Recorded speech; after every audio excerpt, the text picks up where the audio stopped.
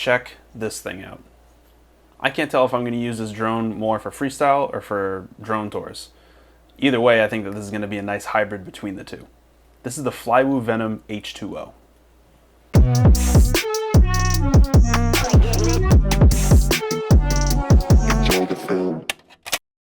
So before I dive into the equipment that's on this drone, let me show you what's included in the box.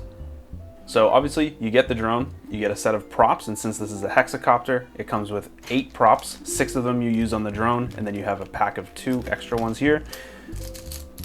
You get a spare LiPo strap, you get a couple zip ties,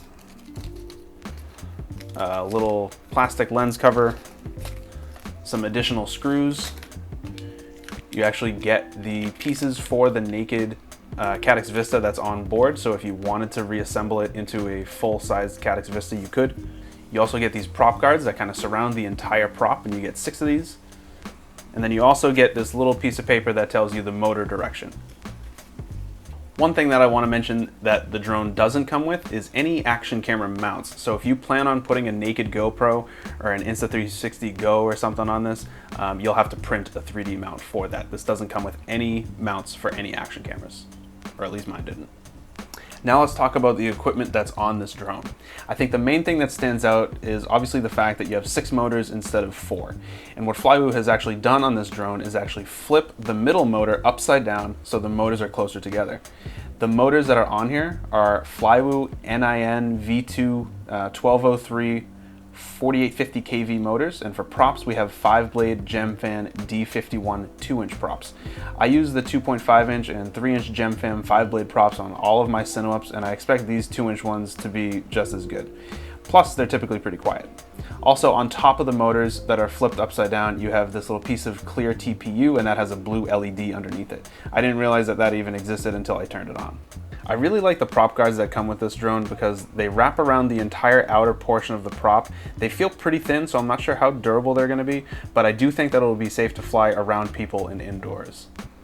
You do only get 6 of these prop guards, so unfortunately if you break one, you're going to have to order another set. The frame on this drone looks complicated because of the flip motor, but the base is actually all one piece, and then you have 3 standoffs that are holding the top plate on. The flight controller and ESC stack is mounted to the bottom plate, and then a naked Caddx Vista is mounted to the top plate. The flight controller that they put on this drone is a Goku Hex F745 stack. This one has the MPU 6000 gyro on it, but I'm sure in the future that could change to the BMI 270. The ESC that's underneath the flight controller on the very bottom is an all-in-one board with 6 motor outputs and is 13 amps.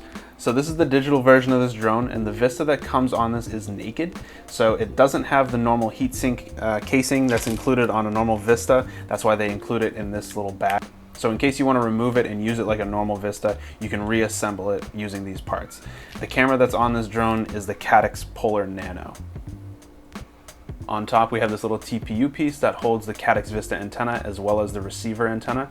You can get this in a couple different receiver options. This one is a TBS Crossfire receiver.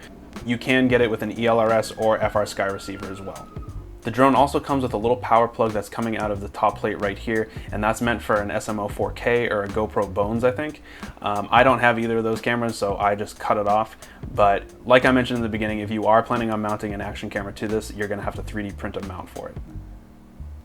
So with this drone, you're gonna have the action camera will be mounted on top, and then the battery actually gets mounted on the very bottom. And you are kind of limited with space back here. They recommend a 450 or a 750 4S LiPo.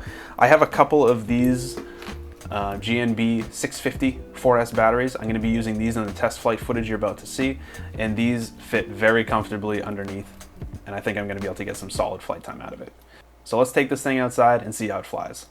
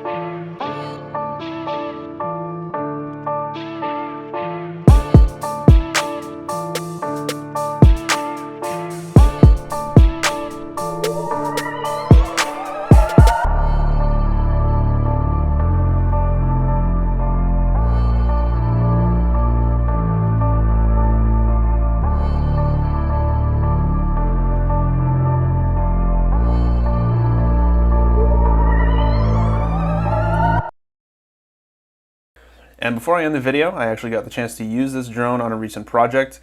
There's a Boston-based construction company that I've been working with, and they like FPV footage of their projects for social media, and all of the FPV shots that you're about to see were filmed on this drone with the naked GoPro 6.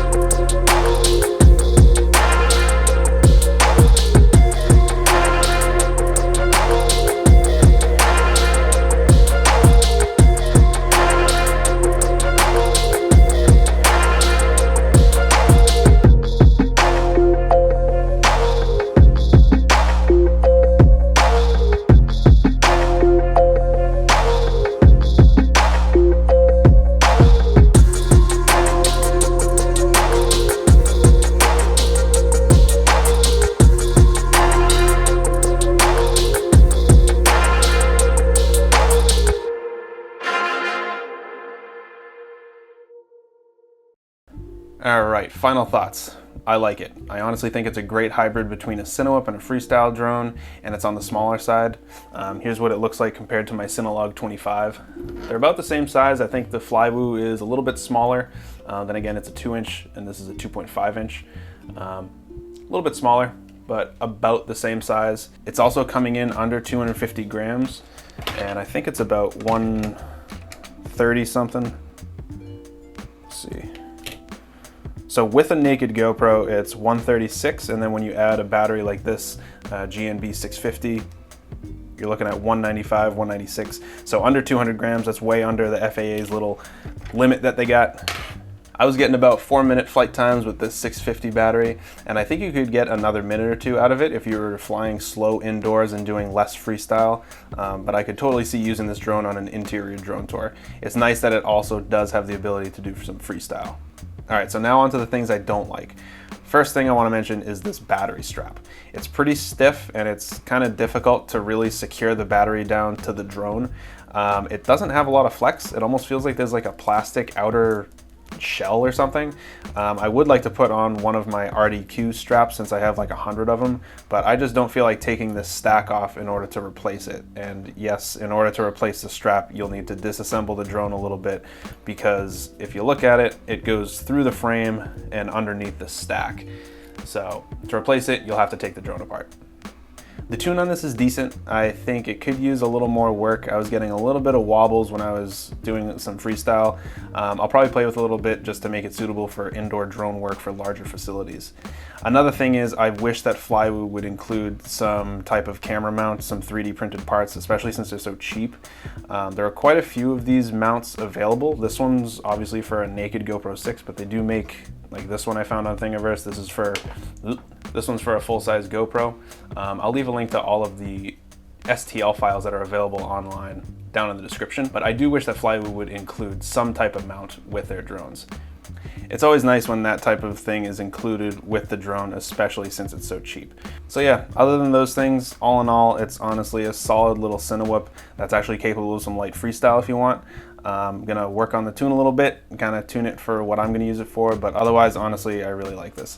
I do want to use it on an interior drone tour in the future, and when I do, I'll mention that I used this drone in the video's description. And yeah, keep an eye out for that video. So if you like this video, make sure you subscribe to the channel, leave this video a like, and if you have any questions about the Flywoo Venom H20, leave a comment down below.